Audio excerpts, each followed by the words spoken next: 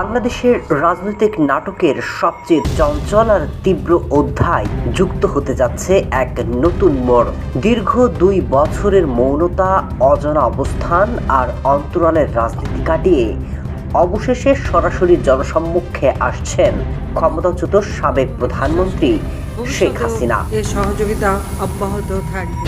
আগামী 5 আগস্ট ঠিক যে তারিখে ছাত্র জনতার রক্তক্ষয়ী অভ্যুত্থানে পতন হয়েছিল তার 15 বছরের একছত্র শাসনের ঠিক সেই তারিখেই দিল্লির ভার্চুয়াল মঞ্চে সরাসরি কথা বলবেন শেখ হাসিনা।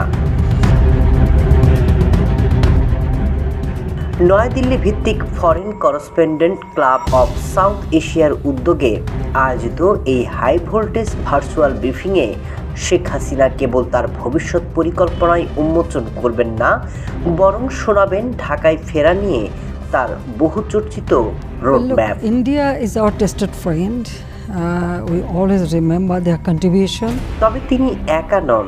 এই রাজনৈতিক ভূকম্পনে তার পাশে দাঁড়াচ্ছেন এক ঝাঁক হেভিওয়েট ব্যক্তিত্ব। সাবেক তথ্য প্রযুক্তি উপদেষ্টা সজীব ওয়াজেদ জয়, সাবেক শিক্ষামন্ত্রী মাহবুবুল হাসান চৌধুরী নওফেল এবং থাকছেন ক্রিকেটার সাকিব আল হাসান।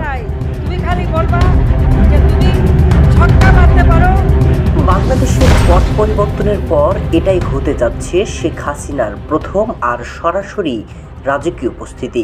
ডক্টর ইউনূস শাসনের মেয়াদ শেষে নির্বাচিত বিএনপি সরকারের অধীনে যখন সাবেক শাসক দলের রাজনৈতিক পথ রোধের আইনি লড়াই তুঙ্গে, ঠিক সেই মুহূর্তে দিল্লি থেকে শেখ হাসিনা এই বার্তা কি ঢাকার রাজনৈতিক সমীকরণ পুরোপুরি বদলে দিবে?